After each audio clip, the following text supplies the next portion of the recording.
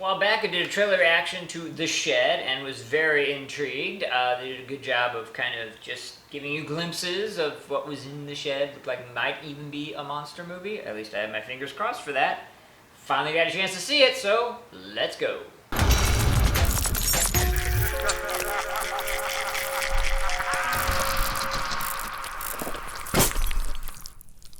Gotta let everybody know up front, it's gonna be a spoiler-filled review, so if you haven't seen it yet, go check it out.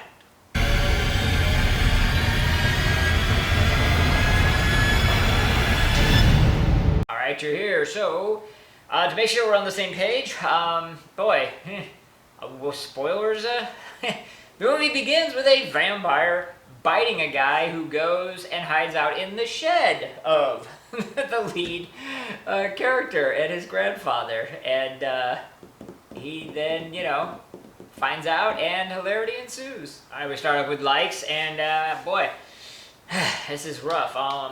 So obviously from the trailer and even from the movie, I kind of like the premise, they did a good job of that. Obviously it was well done. I don't give points for tech. You should be able to make a good movie these days. The, the blood and the guts weren't, outrageous, which I like, but it wasn't like a PG-13 type thing either. So if I had to say anything, I would say, good practical effects on some of the wounds and bad practical effects on others. I'm reaching here.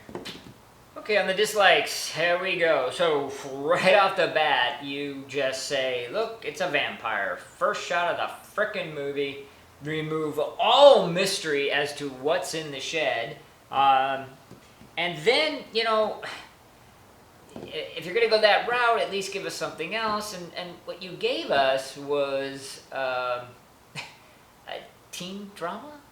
Seriously, I mean, so much teen angst and so little horrific, content, and just ridiculous. Like I could, I get that you need some teen angst to move the story along, maybe even make us care about the characters, but enough is enough. I mean, whew, it's like a John Hughes film here, and the big one, honestly though, was dear God, did you stick the landing on this? So, you establish this vampire living in the shed who, for most of the movie, grunts and howls and shrieks.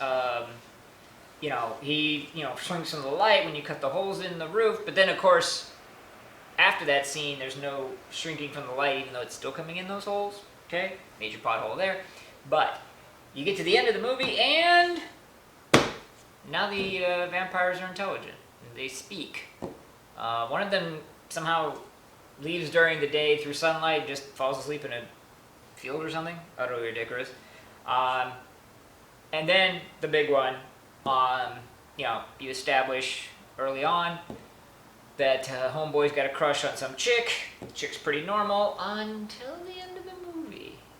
At which time the PC patrol steps in and she becomes an unstoppable badass who actually defeats the bad guy, not the hero of the story, for no reason whatsoever except politically correct bullshit. So, total fail, writing-wise, on almost every level.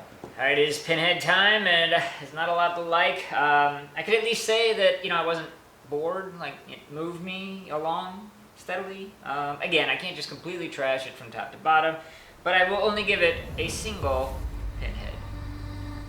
Alright, what did you guys think? Chime in the comment section below. I have a sneaky suspicion this is going to cause some debate, and that is, of course, if anybody's actually seen it, because it didn't get a major release, so it might just be, people like me who seek these things out, and we tend to have a long day. Similar set of standards, and so I suspect those people will definitely agree with me.